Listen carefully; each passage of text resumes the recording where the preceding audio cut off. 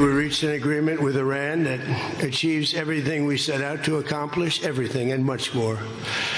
Ending the current conflict, reopening the Strait of Hormuz, and preventing Iran from ever obtaining a nuclear weapon. That's what it was all about. They have a new group of leaders that I think is, actually, I think they're smarter. I think they're very smart. I think they're far less radicalized, and I think they're really good. They love their country. You know, the stock market is more brilliant than anybody there is, including the people on the stage, other than me, of course. The one president I did not want to be was the late, great Herbert Hoover.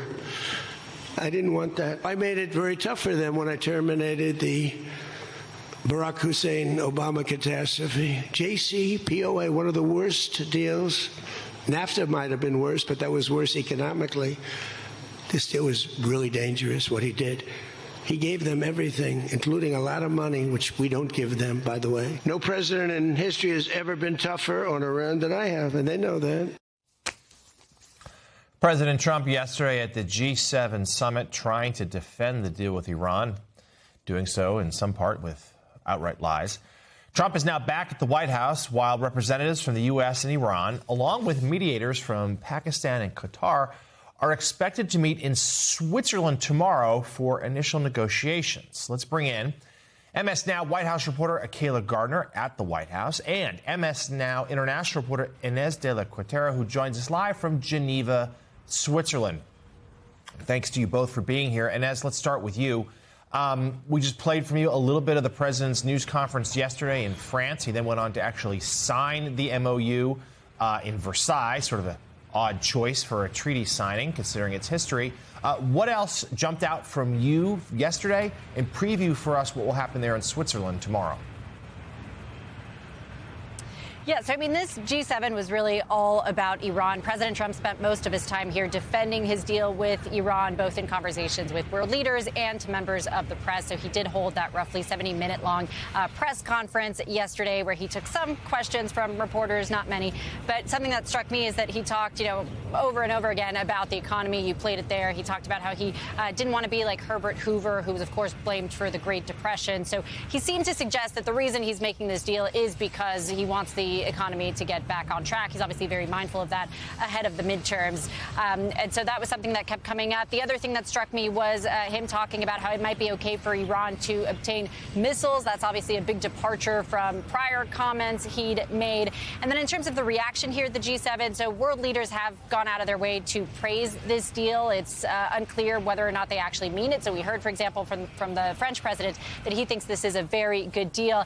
It could be that world leaders are just trying to turn the page on Iran and cozy up to Trump and try to get him to turn his focus back to issues they care about, like Ukraine, because, of course, they went into this G7 summit with a strained relationship with President Trump because of Iran, because they had refused to get involved in the war. And you mentioned, the Versailles as a kind of an odd place for a treaty. That's very much something we're seeing in the French media. They're mocking the fact that this treaty was signed at Versailles, pointing to the 1919 Versailles Treaty, which, of course, was supposed to end World War I, but kind of set the stage for World War II. And so the symbolism there, not ideal. All right, so let's hear more from President Trump's nearly 70-minute news conference yesterday at the close of the G7 summit in France. He claimed that the agreement forces Iran to give up its highly enriched uranium, which could, of course, be used for a nuclear weapon. And then, as Inez just said, he defended Iran's right to have ballistic missiles. So they'll work closely with us to turn over the so-called enriched material that's very deep in the bowels of the earth, very deep. Nobody can get it. So it's not important that we do it quickly, but we could do it fairly quickly. When we have a chance, we'll do it. But in the meantime, we have cameras on every inch of it. Nobody can do it. And if they do, we'll hit them with Patriots, that's all. And they'll be gone. And they know that. Technical discussions on the removal of all stockpiles of enriched materials will begin immediately. We're going to start that immediately. So we'll be working on a parallel effort with the Gulf nations to address non-nuclear issues, such as the conventional ballistic missiles, which we'll be talking about, and support. I mean, they have to have some because other people have some. They got to have some. Sir, you shouldn't let them have any missile. I said, well, what am I going to do? Am I going to let Saudi Arabia have missiles, but they can't have them? Yes, sir. It doesn't work that way, you know? It doesn't work that way. And missiles aren't the problem. Missiles are, they hurt a little location, but they don't blow up the planet. Kayla, some jaws dropped hearing that yesterday. It's not just that President Trump did not achieve really any of his war goals in this conflict. Now he's rapidly running away from them. The president has broken so many promises. The list is incredibly long. You heard him talking about missiles yesterday. From the very beginning of this conflict, we heard from the president and multiple members of his team that that was a primary objective, to prevent Iran from having this threat to their neighboring Gulf allies and Israel. That threat still exists. And one of the biggest takeaways for me yesterday, and Inez pointing this out too, is the president really acknowledging that the economy and the Strait of Hormuz was the reason why he's ultimately signing this agreement.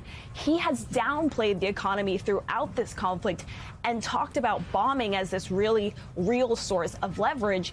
And even in the same breath of him talking about this agreement, he is still threatening to use force. And I think it's very important to underscore that U.S. officials are really saying that the two sides could walk away at any point. This is not a binding agreement. They called it a gentleman's agreement yesterday. So there's a tremendous amount of risk. They're putting a lot of weight on Switzerland and talks that could potentially happen there. But there's no mistake that this agreement really is a departure from President Trump's promises.